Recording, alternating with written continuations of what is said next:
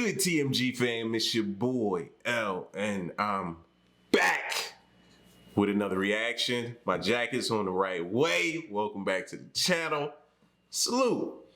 So, what month we in, y'all? This is the end of August, right? Yeah, August. I don't know. At this point, my days running just like together, bro. It's crazy. I don't know whether I'm coming or going. But the end of August, September is about to be here. It's like wedding season, right?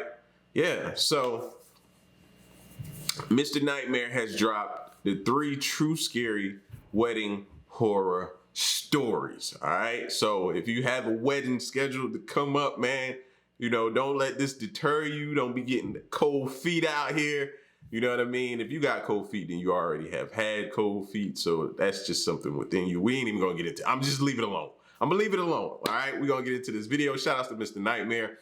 If y'all haven't gone to show him some love and support the channel, man, they always dropping some dope stuff, dope content. So go hit them and subscribe. Now, if you're new to this channel, make sure you hit this subscribe button. Turn the lights on. Hit the bell. That way you get your notifications and all that type of stuff like that. All right. And once you join the fam, all we need you to do is a couple things. Come on in. Moment of silence for the haters. That's enough. Now run the likes up, baby. Make sure y'all hit that like button and just piss the haters off. Let's go.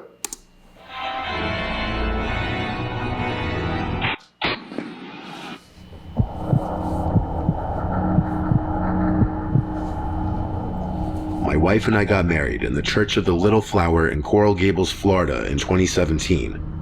We invited all of our close friends and family, including the family that neither of us really liked, because that's just what you're supposed to do. My wife Allie has this estranged aunt Chelsea that no one in her family is really close with. She used to have serious drug problems. It spiraled her down a path that just led to a rift between her and the rest of the family. Well, Aunt Chelsea was invited to the wedding, and when she showed up, she surprisingly came with a date. But unsurprisingly, he didn't look like the kind of guy you want to bring home to mom and dad. Right from the first time I laid eyes on him, I knew he was different, not in a pleasant, quirky way.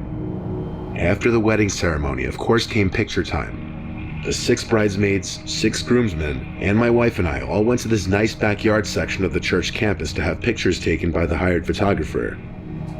Some close family from both sides came along as well to watch while most others went to the party hall. Aunt Chelsea and her date came to watch us take pictures as well. This was when I first got his name, Rob.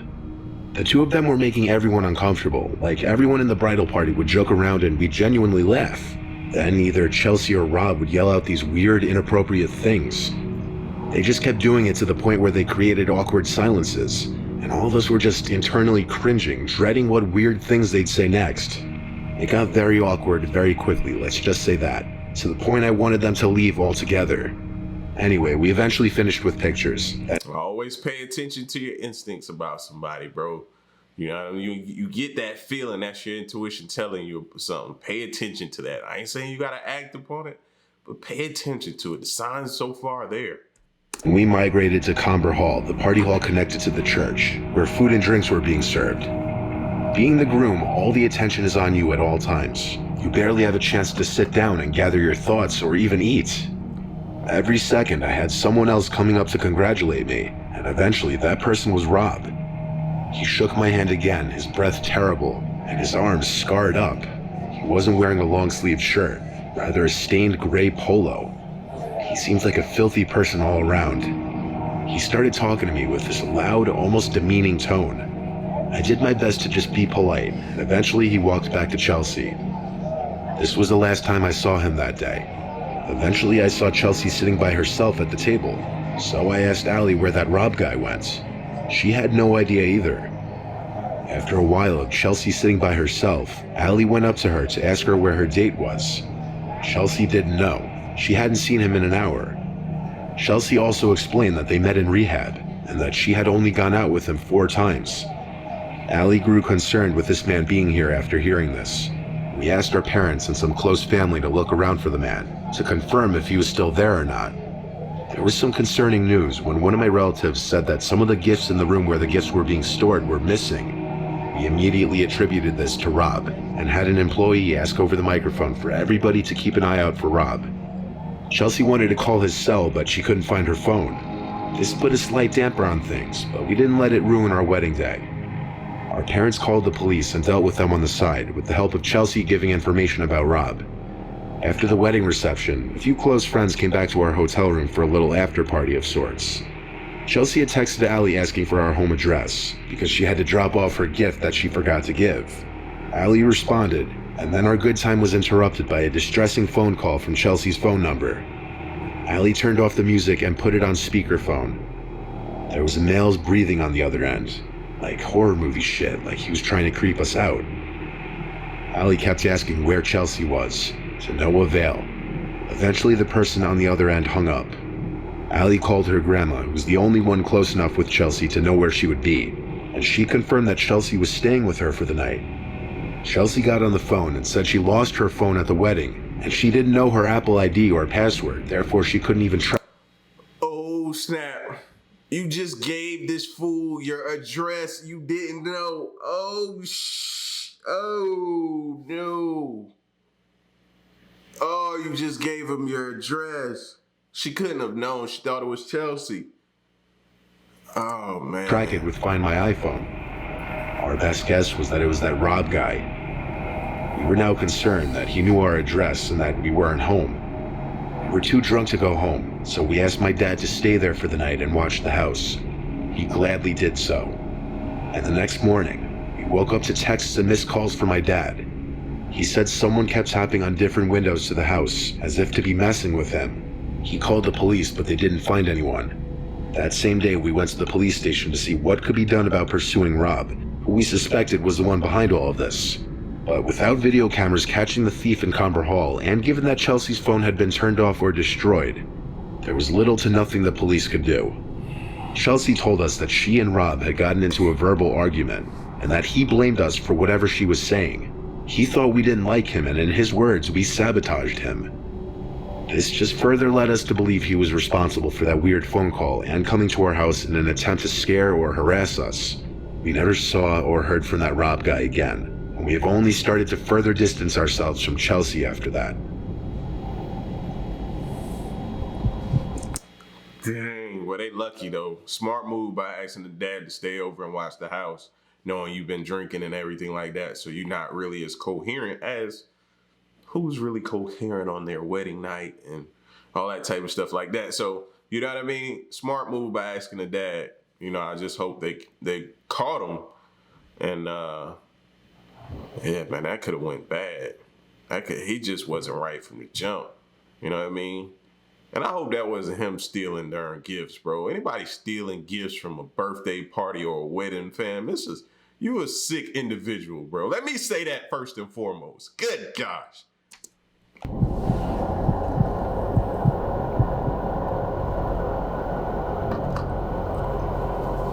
I had a pretty low-key beach wedding, mostly just family and friends. My wife, who I'll just call Trisha, invited more people than me for sure. She even invited her ex-boyfriend Kyle. I didn't know exactly how I felt about that at the time, but I acted accepting and fine with it because I knew they remained close friends. Whoa. Violation flag on the play. Fellas, how do y'all feel about that? Huh? Your wife inviting her ex? After they've already maintained a friendship? Ugh. No.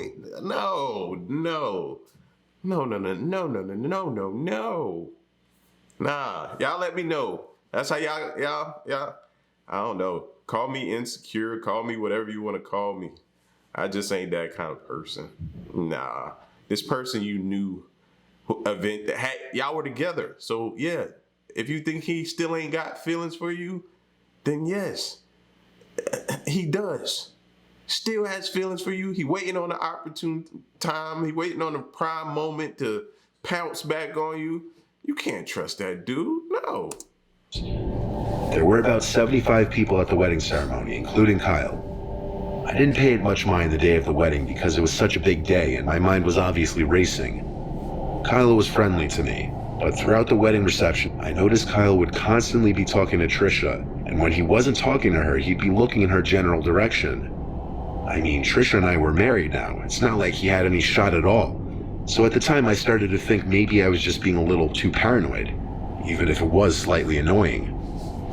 Kyle came alone to the wedding though, which I thought was just a tad weird that he Another flag on the play. No. didn't bring a date. My wife and I stayed in a fancy waterfront hotel that night, and the next day we went back home. A couple people who didn't make the wedding came by the house to congratulate us and drop off gifts. Surprisingly, Kyle stopped by as well. Trisha and I had recently moved into a new house together, and Kyle claimed to have stopped by to check out our new place and to drop off his gift that he didn't get to give us yesterday. He handed us, well, Trisha specifically, an envelope and a little foot-long teddy bear holding a heart. On the heart was our initials, which I actually found to be a nice, thoughtful gift. We gave Kyle a tour of the house and he stayed for a beer, but after that he said he'd better get going and congratulated us once more before leaving. Inside the envelope was a card containing $100. As nice as I thought the gifts were, I still believed he had some serious feelings for Trisha, and I asked her to ease back on the friendship a bit. She couldn't see what I saw though, apparently. She swore up and down that they were just very close friends and that there were no feelings left on either side. Ladies, only a man can tell y'all or understand what another man is thinking. We know what he's thinking. The little dirty, filthy, nasty, stinky mind that we have. I know what he's thinking. He's just waiting on the opportunity. Trisha put the teddy bear next to some of the other gifts on our dressers. I swear I hope that teddy bear ain't got no camera in it. While my wife and I were in bed together having a romantic moment, I stopped her when I heard this weird noise. I couldn't put my finger on what it was, but it sounded like a small electrical component. I looked around for my phone and found it was on my nightstand. I chalked it up to being a vibration from a text notification. Like half an hour later, laying in bed with the light off, I once again brought up Kyle, asking if he'd texted her since the day before. She said he has, and I got a little annoyed. I repeated myself, saying I don't want her talking to him anymore. She got a little mad at me for accusing her of being interested in him at all. I assured her he was still interested in her. Why else would he stick around in his ex's life like this? She got back at me with her assurance that she doesn't view him romantically at all, that she's no longer attracted to him, and that she broke up with him for a reason. She followed this with she will ease back on her contact with him. I apologized for coming at her like that, and we went to sleep. The next day, when I got home from work, Trisha exclaimed that Kyle randomly blocked her on Instagram, and when she texted him asking what's wrong, he replied, "What do you care? I heard the things you said." When she tried texting back asking what he was talking about, she saw that he blocked her number now too. I wondered if maybe she butt-dialed him on her phone while we had that conversation the previous night.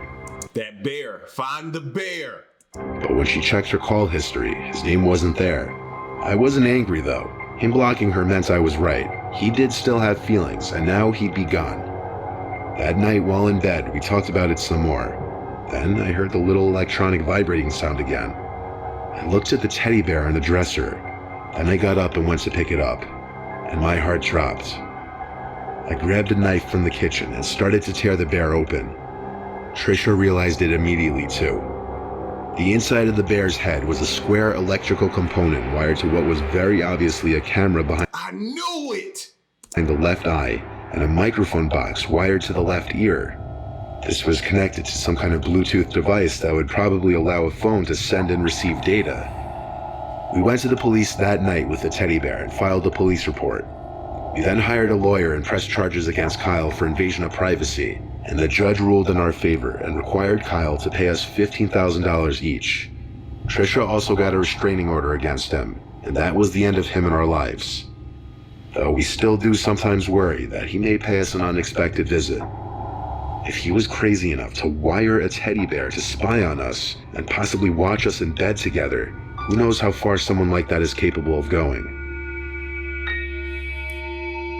Yo, see, ladies, and y'all think we just be, no, bro, these dudes are sick. That's some creepy stuff right there, bro. A camera to spy on people? Yeah, you're a sick individual.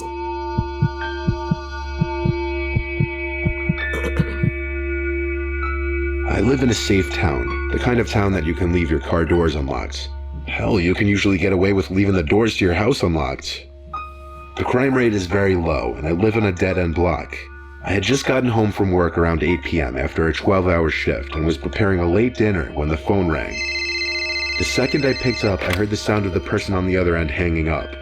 I don't know if this has any correlation with what's to come, but if it does, that's even more horrifying.